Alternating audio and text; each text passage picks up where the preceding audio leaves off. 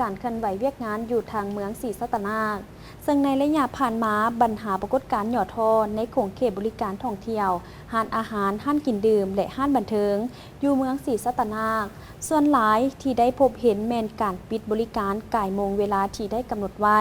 และการส่งเสียงเนืองนั้นรบกวนประชาชนซึ่งได้มีการปรับไหมและให้หยุดเซาหลายห้านท่านแสงประเสริฐวิจิตรลาศีหัวหน้าห้องการแถลงข่าววัฒนธรรมและท่องเที่ยวเมืองศรีสัตนาคนครเวียงจันทน์ได้ประกอบคำเห็นในหัวข้อ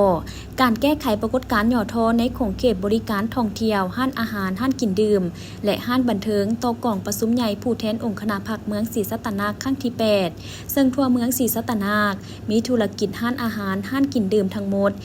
114ห้านโรงแรม23แห่งเหือนผัก19แห่งห้องคาราโอเกะ7แห่งและห้านบันเทิง4แห่งในระยะผ่านมาได้เอาใจใส่เคลื่อนไหวคุ้มครองกวดกาอย่างเป็นปกติได้ลงติดตามกวดกาตามการซี้น้ำของสายตั้งและสายควางได้ลงแก้ไขเวียกงานอันหีบด่วนที่ได้เสนอผ่านจากสายด่วนของสภาประชาชน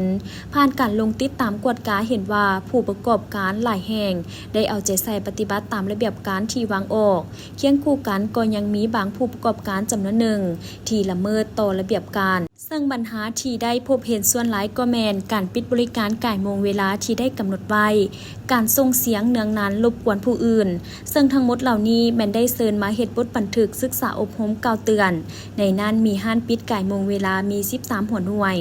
ส่งเสียงเนืองนาน16หัวหน่วยปรับใหม่6หัวหน่วยสั่งปิดชั่วคราว4หัวหน่วยฮื้อถอนไฟแสงสีหน้าห้าน11ห้านและได้แนะนำให้ผู้ประกอบการปรับปรุงห้านด้วยการให้ใส่แก้วแวนใส่แผ่นกันเสียงจำนวน8ห้าน